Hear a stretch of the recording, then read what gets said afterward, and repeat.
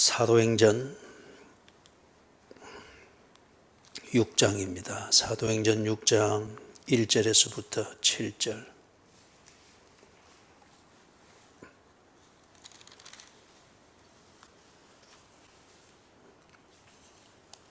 사도행전 6장 1절에서부터 7절. 그때에 제자가 더 많아졌는데 헬라파 유대인들이 자기의 과부들이 매일의 구제에 빠짐으로 히브리파 사람을 원망하니 12사도가 모든 제자를 불러 이르되 우리가 하나님의 말씀을 제쳐놓고 접대를 일삼는 것이 마땅하지 아니하니 형제들아 너희 가운데서 성령과 지혜가 충만하여 칭찬받는 사람 7을 택하라. 우리가 이 일을 그들에게 맡기고 우리는 오로지 기도하는 일과 말씀 사역에 힘쓰리라 하니 온 무리가 이 말을 기뻐하여 믿음과 성령이 충만한 사람 스데반과 또 빌립과 브로고로와 니가노르와 디몬과 바메나와 유대교에 입교했던 안디옥 사람 니골라를 택하여 사도들 앞에 세우니 사도들이 기도하고 그들에게 안수하니라. 하나님의 말씀이 점점 왕성하여 예루살렘에 있는 제자의 수가 더 심히 많아지고 허다한 제사장의 무리도 이 도에 복종하니라. 아멘.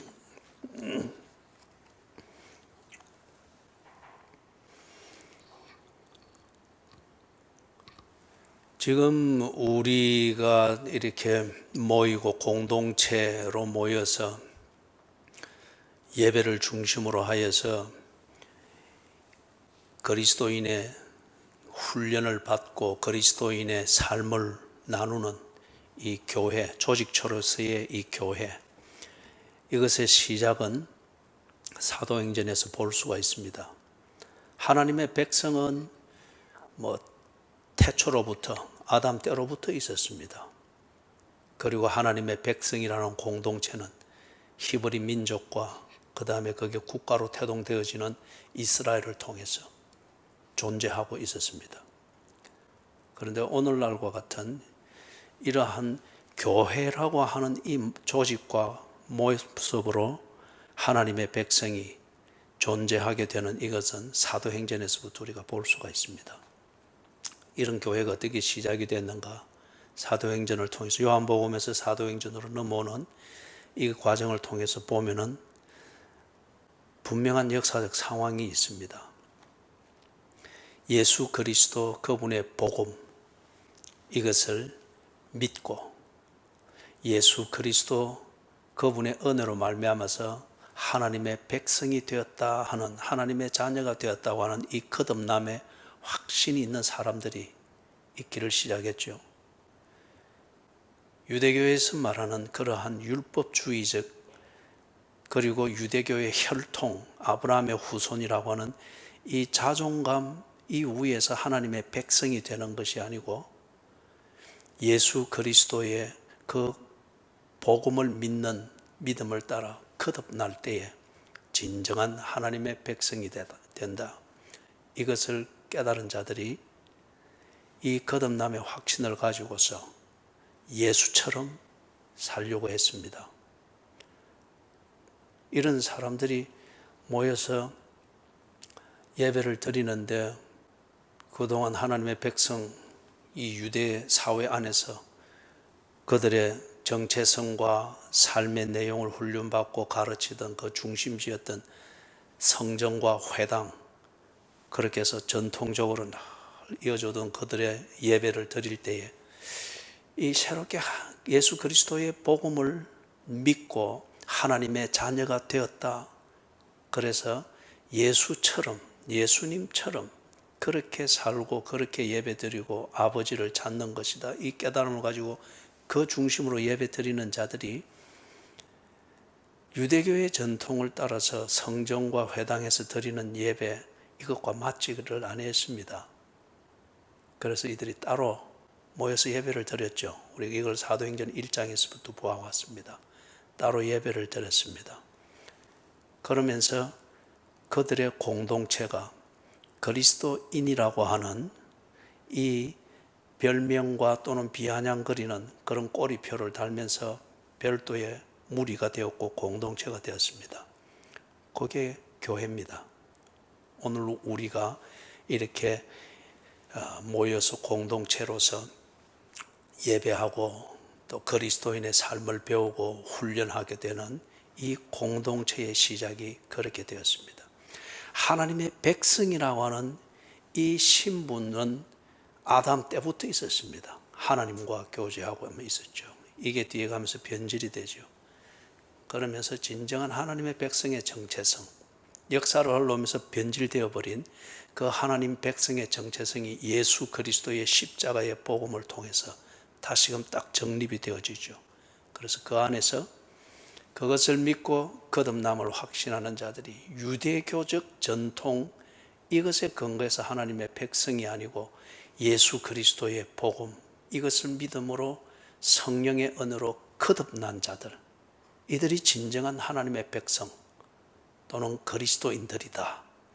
이 정체성을 가지고서 하나님을 예배하고 삶을 살아가는데 유대교의 전통과 맞지 않았습니다. 그래서 분리가 됐죠. 그게 교회의 시작입니다.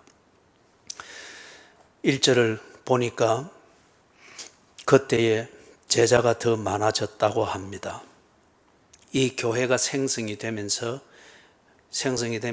유대교가 아니고 저런 전통에 얽매인 게 아니고 저런 율법주의적인 종교적 집착으로서 자기 도치적인 그런 게 하나님의 백성이 아니고 사도들이 증거하고 그리고 그들이 보여주는 삶의 내용들, 이걸 볼 때 이게 하나님의 백성이구나. 하나님이 자기 백성을 찾으시는 복음은 율법주의적 행위 복음이 아니고 바로 예수 그리스도께서 이루신 바로 이것이 복음이구나. 이걸 통해서 하나님의 백성이 되는구나. 사도들의 증거와 가르침과 삶의 공유를 통해서 많은 사람들이 점점 유대교를 떠나서 그리스도인들이라 일컫는 이 사람들이 모이는 공동체로 들어오며 그들의 삶을 같이 공유하기를 원했습니다. 그래서 지금 6장 1절에 그때의 제자가 더 많아졌다고 합니다. 그런데 여러분, 이게 그냥 저절로 아주 로맨틱하고 낭만적으로 싹 불어나고 그게 아니었거든요. 그죠? 5장에서 우리가 보았지 않습니까? 5장에서 이렇게 보면은 그때가 어떤 상황인지 알 수가 있습니다. 5장은 핍박이죠. 사도들이 이 복음을 전가할 때에 하나님의 백성은 누구이며 하나님의 백성이 되는 그 진정한 길은 무엇이며 그 길을 말하는 복음, 즉 진리가 무엇인가를 그들은 담대히 말했습니다. 왜냐하면 그들은 그걸 통해서 하나님의 백성이고 거듭났다는 이 분명한 확신이 있었고, 그리고 그 삶을 예수처럼 사는 이 삶이 그들에게 있었습니다. 그게 그들의 곧 생명이었습니다. 거기에 대해서 아무 부자연스러움이 없고 종교적 집착이나 어거지가 아니라 그들의 그냥 자연스러운 삶이 되었습니다. 반면에 이것을 부정하고 모르는 그 주류 사회를 움직이던, 그 사회에서 주류 세력이 되었던 유대교의 당국자들은 이런 사도들을 핍박했죠. 박해했습니다. 그런 말을 못하게 했습니다. 그리고 유대교의 모든 것이 중심을 이루고 있는 그 사회에 예수 그리스도의 복음을 말하고 예수처럼 사는 것이 진정한 그리스도인 하나님의 백성의 삶이라고 말하는 것은 그 잘 갖추어져 있고 다져져 있는 유대교 중심의 이 사회를 혼돈시키는 것과 같다는 겁니다. 그래서 당국자들이 입막음을 했죠. 그리고 위협을 했고 더 그거 하니까 감옥에 가두었습니다. 그리고 절대 예수 그리스도 그 복음에 대해서 말을 하지 못하도록 했죠. 그런데 이 사도들이, 그리고 사도들과 함께한 그 무리들, 지금 우리말로 하면 교회죠.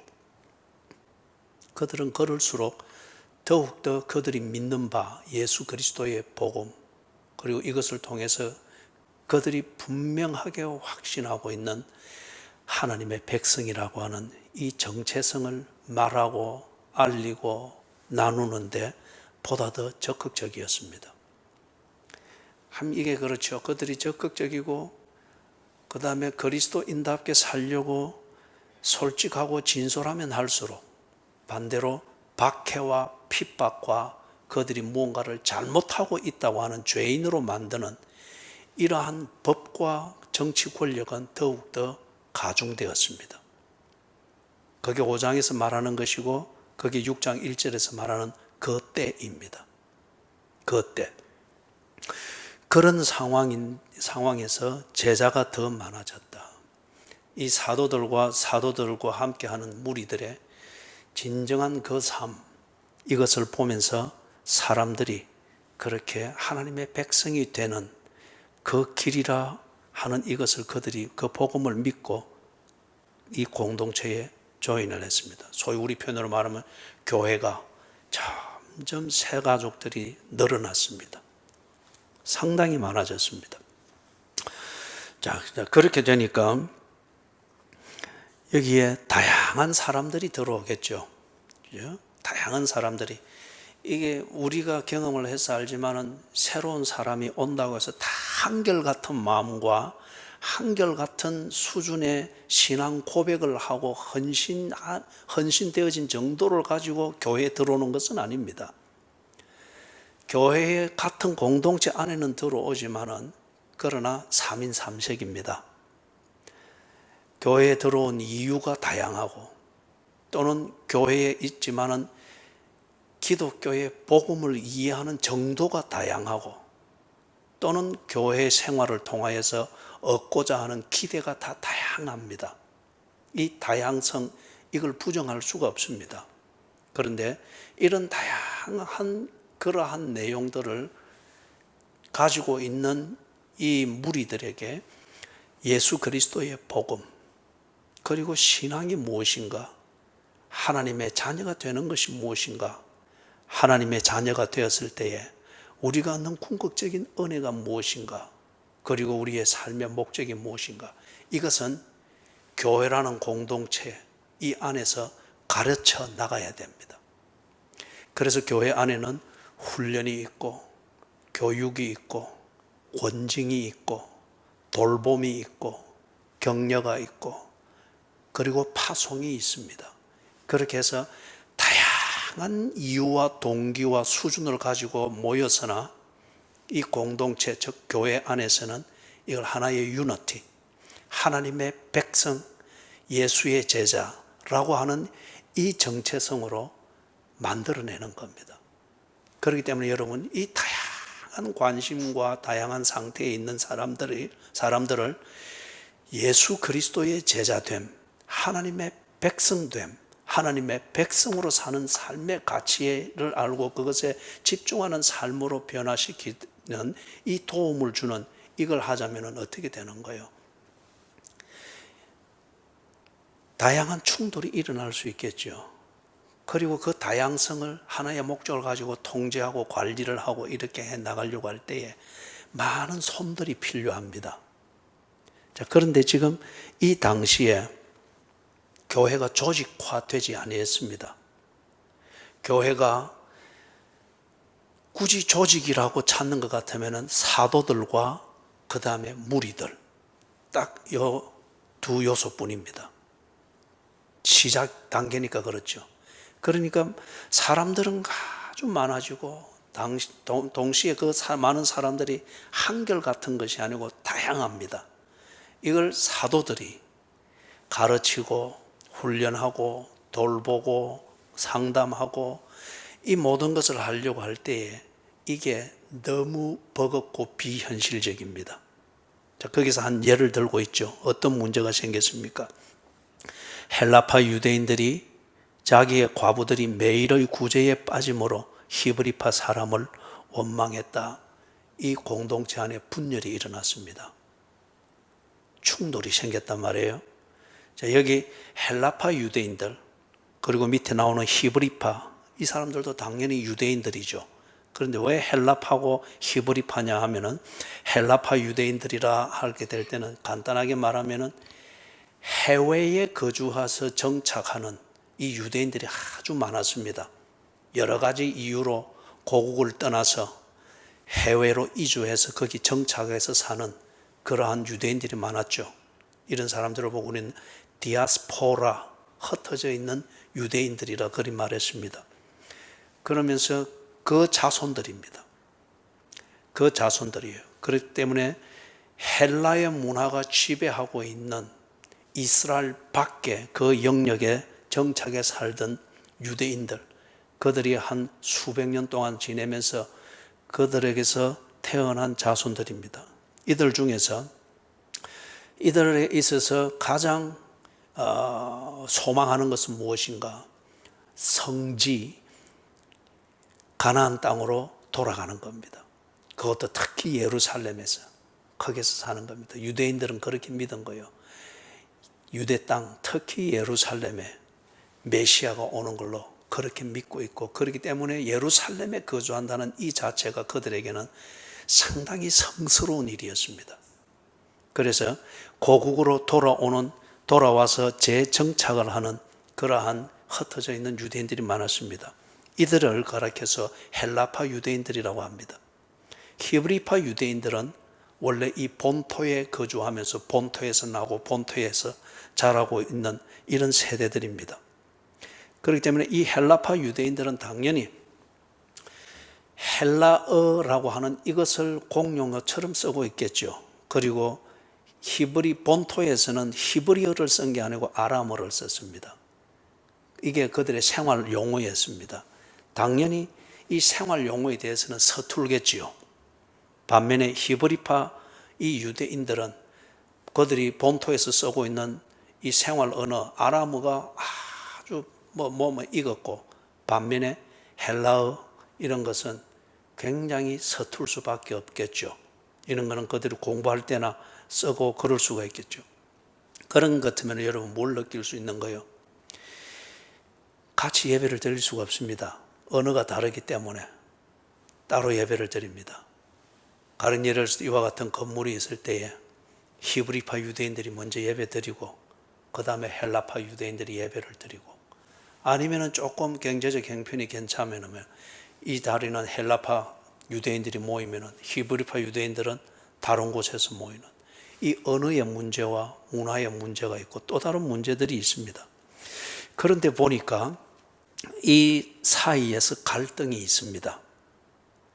헬라파 유대인들이 자기의 과부들이 매일의 구제에 빠졌다 이렇게 합니다. 그래서 히브리파 사람을 원망했다. 그러면은 히브리파 유대인들, 즉 본토인들이 해외에서 이주했는 뿌리는 같지만은 그들에게 있어서 나름대로 뭔가 우월의식이 있습니다.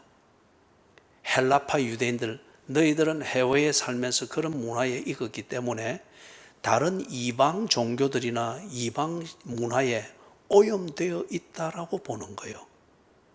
그렇기 때문에 이 가뜩이나 이 아주 이런 면에서 콧대가 높은 이 히브리파 유대인들이 그런 면에서 정결해야 된다는 이런 면에서 언제나 거리를 두고 좀 우월의식 이런 것들을 주장을 하고 하는 그게 있었습니다. 자, 그러다 보니까 당연히 이 매일의 구제, 이것은 예를 들면 이런 겁니다. 급식이죠. 특히 여기 보니까 헬라파 유대인의 과부들이라고 그러지 않습니까? 어떤 사람들인가 간단하게 생각하면 이렇습니다. 이주를 해가 왔습니다. 왔는데 남편이 먼저 죽었습니다. 남편이 남겨놓은 유산이 별로 없습니다. 가뜩이나 이 유대 사회에서는 과부가 되었을 때 여자가 할 일이 없습니다. 남겨준 유산이 없고 어떻게 그런 것 같으면 먹고 살 길이 막막합니다. 아니면은 예루살렘에서 메시아를 만날 것이다 하는 그 종교적인 로망을 가지고서 있는 재산 정리해서 왔는데 와서 이리저리 하다 보니 다 탕진하고 없다고 치십시다. 그럴 때에 다시 재기할 수가 없습니다. 과부의 이 신분으로서는. 그럴 때에 먹고 사는 이것은 매일의 구제에 의존하는 것이 굉장히 큰 겁니다. 그래서 이때에 이 그리스도인 공동체가 예배를 드리고 모이고 또 이렇게 할 때에 마치고 나면은 우리가 주일날 예배 드리고 나면은 점심을 같이 나누고 애찬을 하듯이 이들을 위하여서 특별히 급식을 했던 게 분명합니다. 그죠? 급식을 하고 이 과부들은 그 급식을 통해서 일용할 양식을 얻고 채우는 겁니다. 그 다음에 이렇게 멀리서 왔든지 이럴 때에 간혹 쓸 돈을 나누어 주죠. 이거는 많은 게 아닙니다. 필리핀이든지 네팔에 선교 대회를 하러 가서 이래 보면은 하고 난 뒤에 보면은 쭉 줄을 서가지고 사무실에서 교통비를 받아가거나 아니면은 더 또 어려운 사람들은 사진에 조사가 되어 있기 때문에 한 주분 양식을 살 돈을 조그만 돈이지만 이렇게 나누어 주고 하는 것을 봅니다. 이제 그런 식의 도움을 받는 것, 이게 매일의 구제입니다. 그런데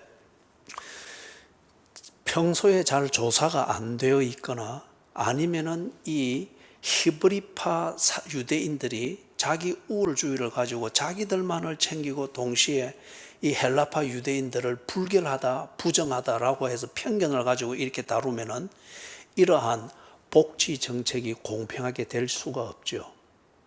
이런 것을 의도적으로 했든 아니면 행정적 실수이든 제대로 지금 관리가 안 되고 있는 겁니다. 그렇기 때문에 또 꼭 이런 도움을 받아야 될 그러한 과부들이 그런 도움을 받지 못해가지고 굉장히 어려운 거예요. 이걸 헬라파 유대인들의 공동체에서 자기들은 밀접하게 보니까, 그러니까 이제 이것이 불공평하다, 이게 불만이 쌓이면서 내분이 일어났습니다. 자, 이렇게 되니까 2절에서 이런 내분을 보고 이게 좀 심각해진 것이죠. 이 12사도가 모든 제자를 불러 이르되 우리가 하나님의 말씀을 제쳐놓고 접대를 일삼는 것이 마땅하지 아니하니라. 이 사도들이 이 문제를 봅니다. 그리고 문제를 들었고 내분이 일어나는 것을 들으니까 자, 이 문제를 해결을 해야 되겠는데 이 문제를 어떻게 해결할 것인가? 그죠? 해결의 그 원리를 먼저 딱 생각을 합니다. 그러면서 자기들이 생각을 할 때 왜 우리가 사도로 부름을 받았지? 사도의 직분은 무엇을 해야 되지? 생각을 합니다. 지금까지 이 문제에 직면하기 전까지는 어떻게 된 거예요? 이 크게 갈수록 폭발적으로 커져가는 이 공동체가 조직이 없었습니다. 조직이라고 하면은 사도들과 무리들, 요 단순한 조직뿐이죠.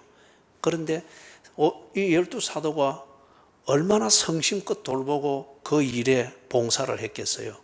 그렇지만 역부족입니다. 그러니까 지금 이 현상이 일어나는 거예요. 불공평의 문제가 의도적이지 않으나 이 불공평의 문제가 일어나고 다양한 이 무리들인데 이 다양성을 잘 공평하게 관리해주고 목양해주고 할 이 손이 부족한 거예요. 역부족입니다. 12사도가 의도해서가 아니고 이것을 관리하기에 역부족인 거예요. 그럴 때에 이 12사도들이 역부족인 그 상황을 두고 더 열심히 하면 되겠지, 그거는 미련한 거잖아요. 본질을 생각을 했습니다. 이 공동체가 왜 생겼는지, 그리고 이 공동체 이걸 위해서 사도로 부름을 받았고 사도로 시험을 받았는데 우리가 할 일이 뭔지, 본분이 뭔지, 이 원리를 생각하면서 불거진 이 문제를 해결하는 길을 모색을 하고 있습니다. 사도가 해야 될 일이 뭡니까? 하나님의 말씀을 전파하는 것이라고 합니다. 하나님의 말씀을 전파하는 이걸 위하여서 그들이 해야 될 것은, 실천해야 될 것은 뭔가? 하나님의 말씀 사역과 그리고 기도하는 일에 전무하는 것이라고 합니다. 거기에 전적으로 전담하는 것이다. 다른 말로 말하면은 이 그리스도인 공동체가 제대로 딱 세워지는 이 핵심에는 뭐가 있어야 되는가? 하나님의 말씀이라는 겁니다. 유대인의 전통도 아니고 유대교적 율법 해석도 아니고 유대교적 전통을 지키는 의식의 종교적 분위기를 관리하는 이게 아니고, 그죠? 그것 때문에 한 400년 동안 오도되어져 왔잖아요. 진정한 하나님의 백성, 그 하나님의 백성이 모인 예배 공동체, 그 중심에는 뭐가 있어야 되는가? 하나님의 말씀이라는 겁니다. 그런데 이 하나님의 말씀, 이것으로서 그 공동체가 제대로 자라고 영양분을 공급받자, 이걸 하자면은 뭐가 있어야 되는가? 말씀의 사역이 있어야 된다는 거예요. 설교, 가르침, 전파함, 이게 있어야 된다는 거예요. 그 다음에 동시에 기도, 그죠? 기도. 당연히 이 기도를 통해서 사도들의 그 인간이기 때문에 한계가 있고 편견이 있을 수가 있고 하나님의 말씀을 오도할 수 있고 오해할 수 있는 이 한계를 극복을 하는 것이 기도죠. 그렇게 해서 하나님의 말씀을 바로 깨닫고, 그리고 왜곡됨이 없이 설교하고 왜곡됨이 없이 가르치고, 그리고 지 중심으로 말씀 사역하는 것이 아니라 하나님과 하나님이 찾는 백성이라는 이 관계 중심으로 말씀을 들고 찾아 나가고, 그죠? 그리고 전파하고, 이게 이 한계를 극복을 하면서 딱 말씀 사역에 집중할 수 있도록 하는 것이 무엇인가? 기도라는 거예요. 그렇게 보니까 12사도가 상심껏 최선을 다해서 사역을 했지만은 역부족인 거예요. 그래서 이 뭡니까? 재정 관리하고, 그 다음에 매일의 구제를 위해서 살피고, 막 헌신하고, 그리고 한편 또 말씀의 사역과 기도하는 일에, 이게 양쪽도 안 되는 겁니다. 역부족인 거예요. 그리고 자기가 열심히 하고 있다는 이것에 도취되면은, 내가 최선을 다하고 있는데 당신들이 왜 나를 욕해? 자기 합리화를 얼마든지 할 수 있겠죠. 그리고 이 사도들이 열심히 막 옷이 뒤엉그러질 정도로 내일마다 넥타이가 휙휙 돌아갈 정도로 열심히 하고 있는 모습 보면서 교인들이 정말 우리 사도들은 너무 열심히 한다, 감동을 받는 것 가지고서 다 된 것처럼 착각할 수가 있겠죠. 이게 문제라는 겁니다. 그죠? 이게 문제라는 거예요. 그런데 사도들은 정말 사도들이에요. 냉철하게 딱 생각해서 본질을 다시 돌아가면서 이 본질 중심에서 우리가 열심히 하고 있느냐, 이게 아니고 제대로 하고 있느냐, 이걸 가지고 반성을 딱 합니다. 보니까 사도로 부름받은 그 목적, 이것이 많이 허술해지고 있다는 거예요.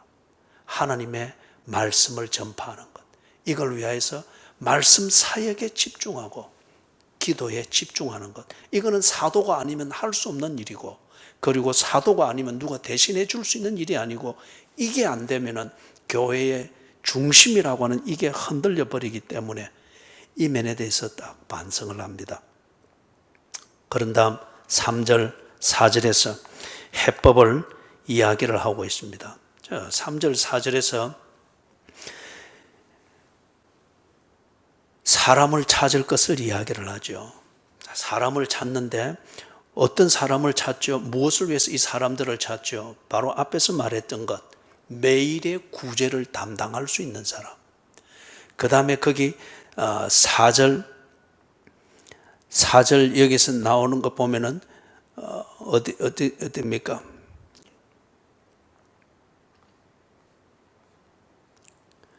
4절에 2절에 보면은 접대를 일삼는다 이렇게 되어 있잖아요. 그럼 두 가지 일을 위해서 이 사람을 찾고 세웁니다. 하나는 매일의 구제를 위해서 이 일을 맡을 사람, 그 다음 하나는 접대를 일삼는 것을 맡을 사람. 여기서 접대를 일삼는다고 하는 것은 재정을 관리하는 것을 말합니다. 재정을 관리하는 것.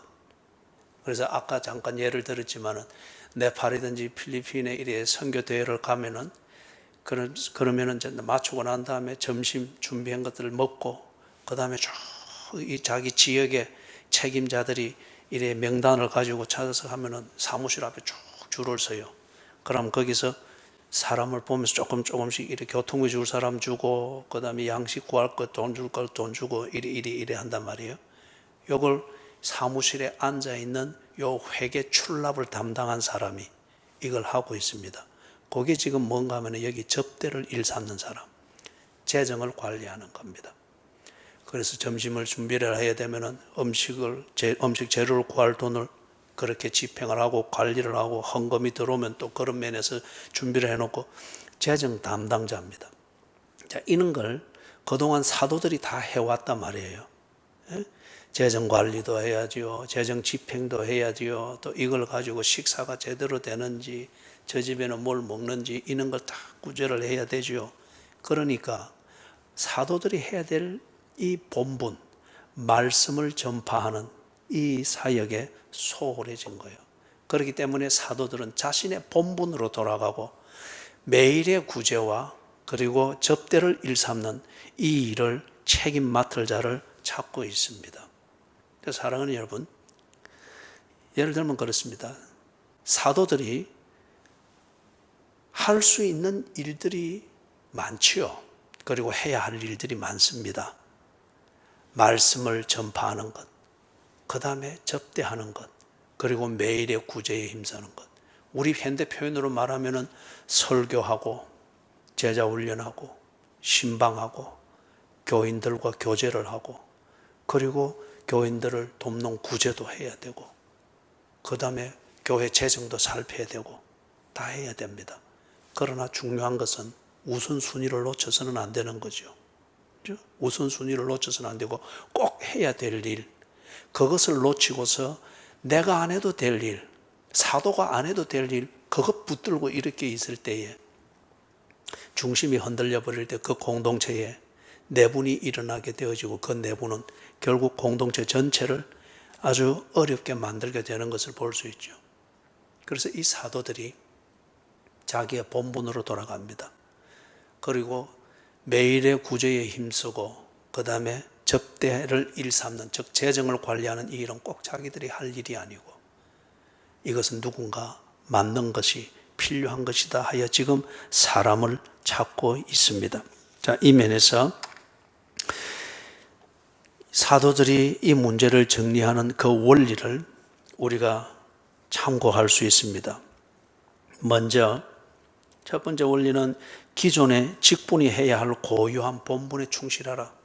목사는 목사가 해야 될 일이 있고, 장로는 장로가 해야 될 일이 있고, 집사는 집사가 해야 될 일이 있고, 또 봉사자는 이런저런 일을 맡은 봉사는 봉사자가 해야 될 일이 있고, 각 사람이 기존의 직분, 목사의 직분이면 직분, 집사의 직분이면 직분, 각 직분이 요구하고 각 직분에 요구되어지는 그 고유한 그 본분에 충실하는 것, 이것을 사도들이 먼저 딱 정리를 했고, 그 다음에 그 본분에서 벗어나는 관할 밖의 일은 그 일을 맡을 사람, 그 사람을 세워서 정리를 하는 것, 이걸 지금 우리가 두 번째 볼 수 있고, 그 다음에 세 번째는 그 일에 적합한 자를 찾는 것, 굉장히 신중하게 지금 3절 4절에서 하고 있죠.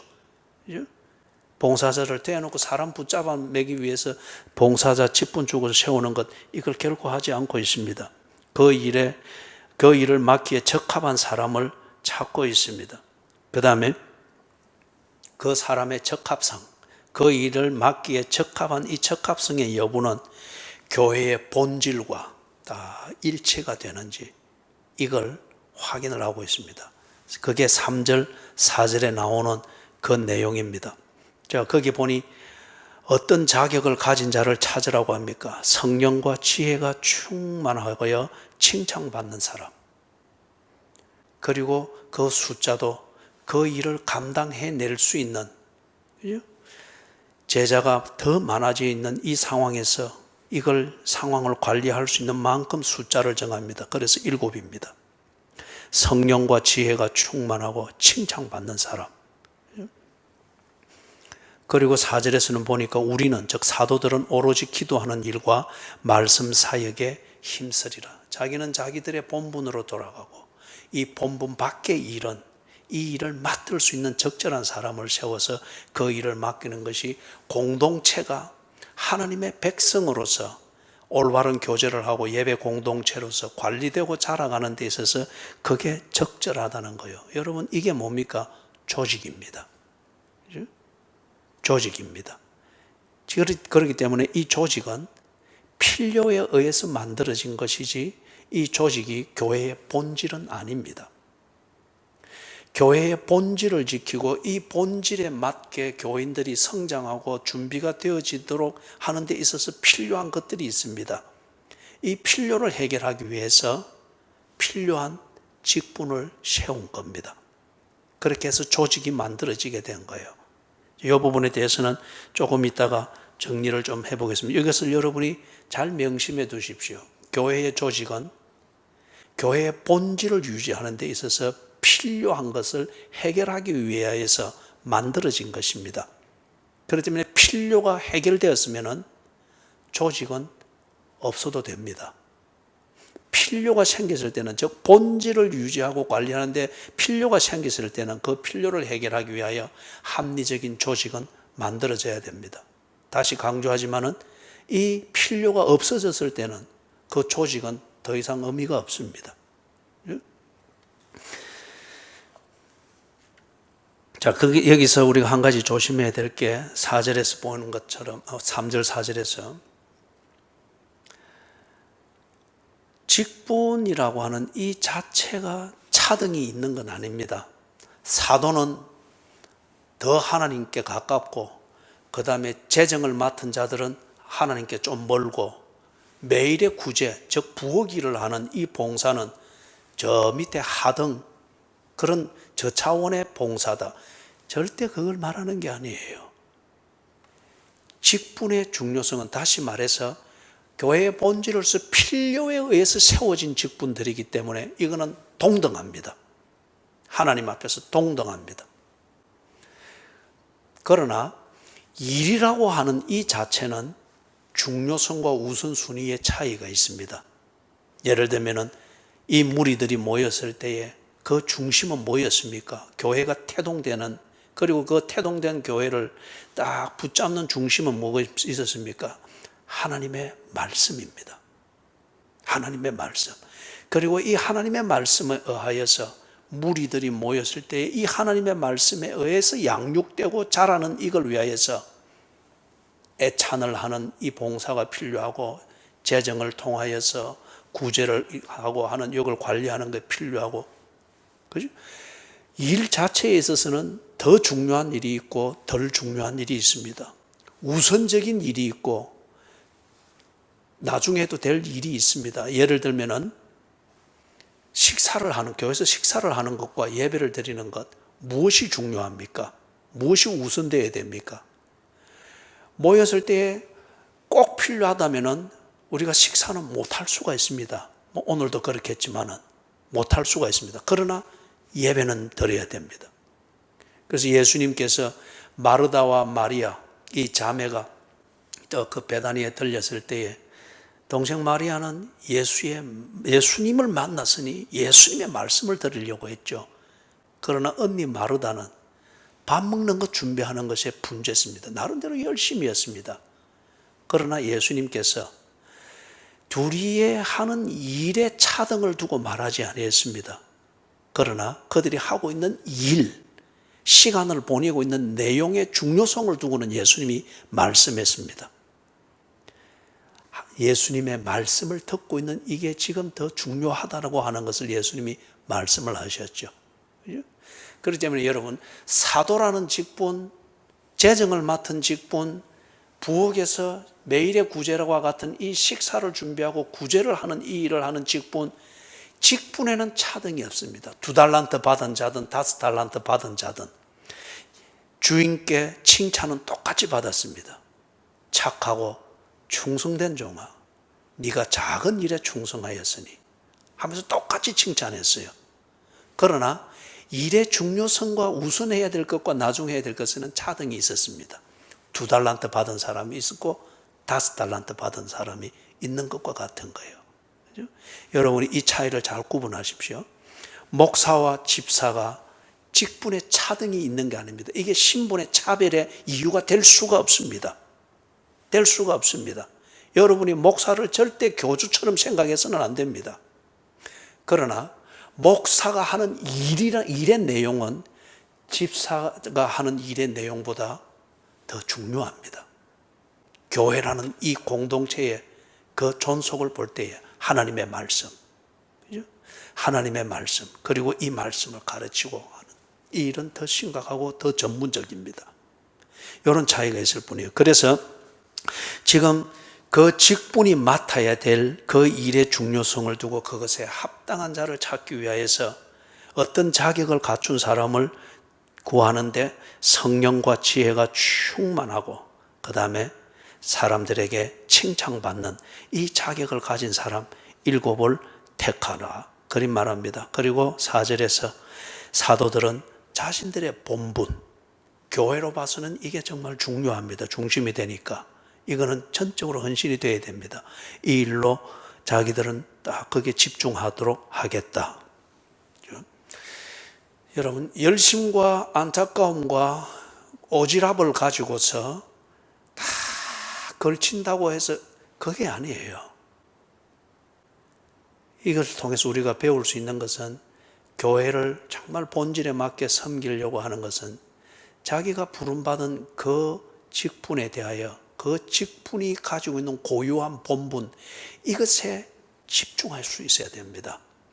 그리고 그 관할 밖의 일이 있을 때는 우리는 기꺼이 그 일을 맡을 사람, 그 일을 맡기에 적합한 사람을 기꺼이 세우고 그에게 기꺼이 그 일을 맡기고 신뢰할 수 있어야 됩니다. 이게 교회가 필요해서 세우는 조직의 그러한 생태계입니다. 조직은 이래서 필요한 거죠. 5절, 6절에서 세워진 그 사람들의 이름과 그 내용을 이야기를 하고 있죠.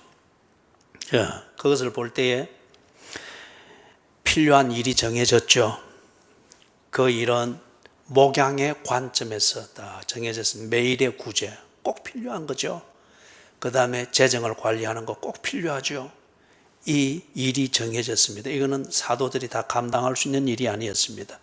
그 다음에 두 번째 보니까 적합한 사람을 찾는데 이 적합한 사람, 믿음과 성령이 충만하고 지혜가 충만하여 칭찬받는 사람, 누가 찾아냈죠? 회중들이 찾았습니다. 회중들이 7명을 청거했죠. 그리고 그들을 세우지 않습니까? 그죠? 그 다음에 세 번째 보니까 교회의 권위로 그들을 봉사자로 공인하고 있습니다. 사도들이 그들을 사람들 앞에서 안수하여 세웠다고 그렇게 말을 하고 있죠.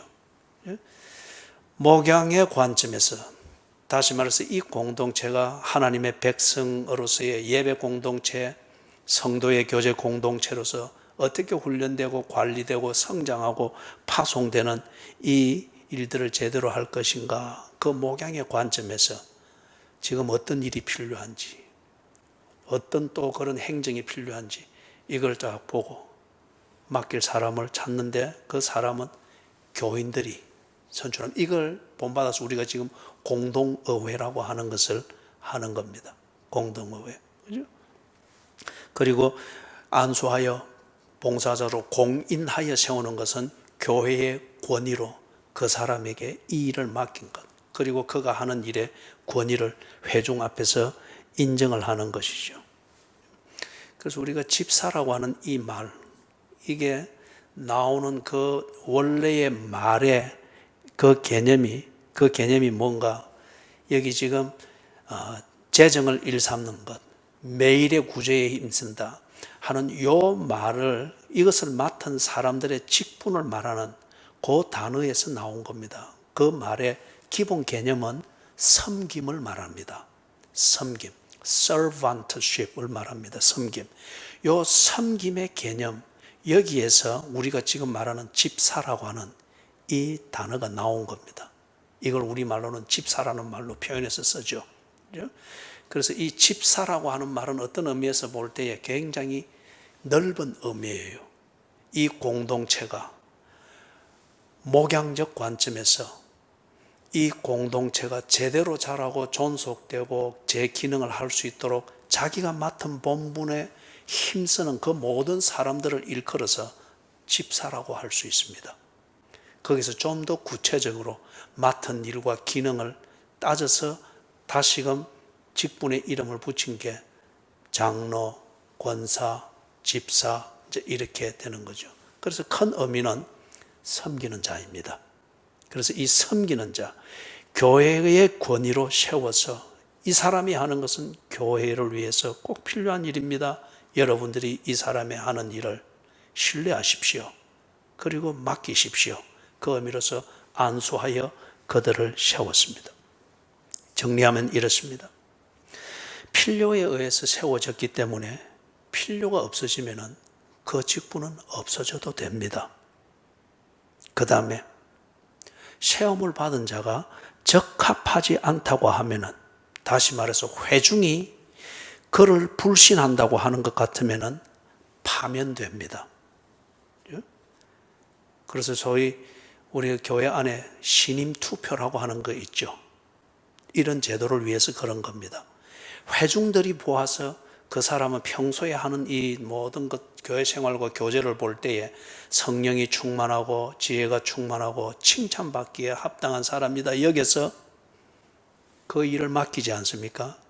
그런데 가만히 하는 것을 보니까 변심이 되거나 변질이 되거나 아니면은 그동안에 했던 것이 그냥 거칠해였다, 회중들이 보아서 이게 불신이 되어지고 교회에 도움이 안 된다라고 할 때에 파면이 되는 겁니다.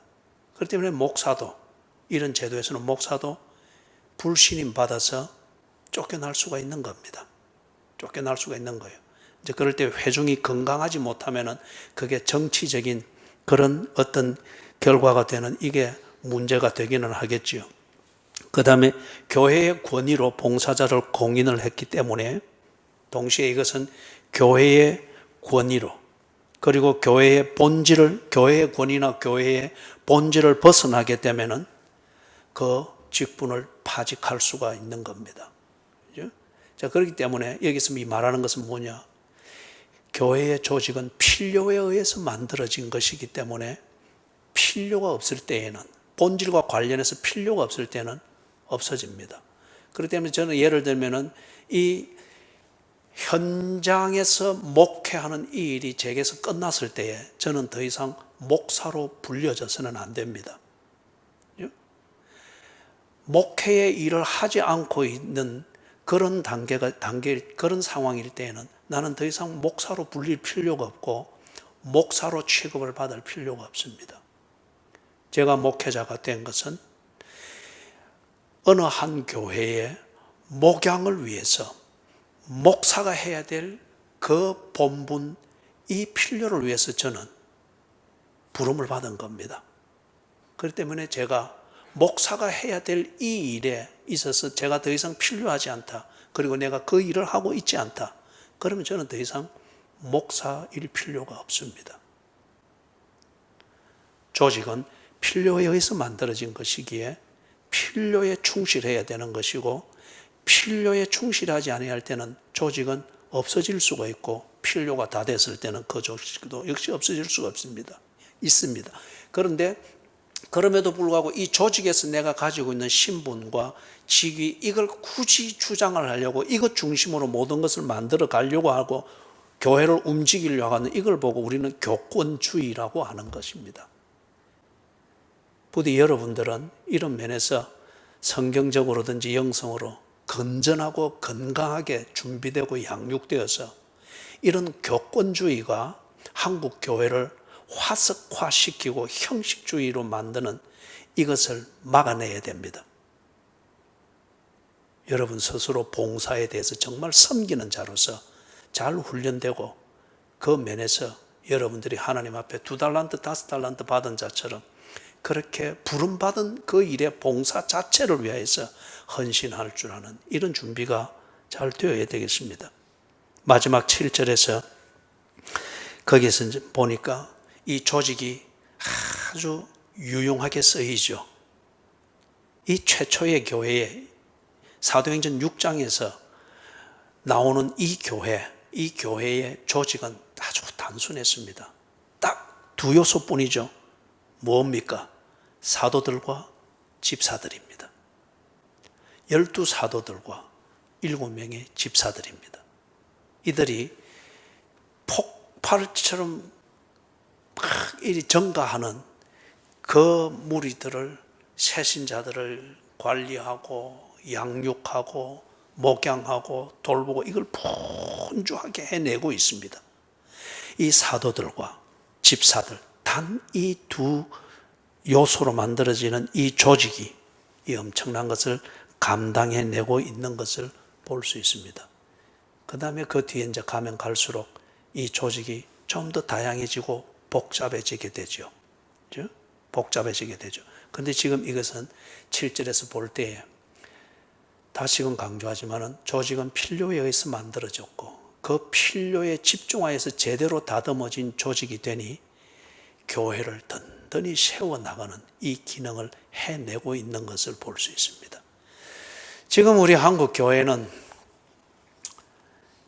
교인들이 많습니까? 직분자들이 많습니까? 지금 한국 교회는 이 복잡하고 다양한 직분들이 너무 복잡하게 얽혀 있는 이 조직이 한국 교회를 살려내고 있습니까? 한국 교회를 죽이고 있습니까? 기능이 다한 직분들이 없을까요? 필요를 다 충족시킨 직분들, 이 직분들은 이제는 걷어내도 될 만하지 않을까요? 당사자들이 그런 면에 있어서 잘 훈련이 되고 정리가 되어 있어야 되겠고, 그리고 교회의 권위가 이 면에 있어서 사도행전에서 우리에게 가르치는 교회의 조직, 그것의 기능과 의미를 충실히 지키는 그런 교회의 권위가 되어야 되겠습니다. 하나님 아버지, 한국 교회를 조직의 횡포로부터 지켜주시옵소서. 교회를 위하여 세운 조직이지만은 어느 때부턴가 이 조직이 교회 위에 군림하고 있고 교회의 본질을 왜곡하며 휘두르고 있는 부조리함을 봅니다. 주여, 우리를 불쌍히 여기셔서 교회가 본질로 돌아가며 직분자들이 본분으로 돌아가게 해주시고, 그리고 교회를 세우신 예수 그리스도의 뜻을 따라서 본분에 충실하게 되는 이런 회복을 허락해 주시옵소서.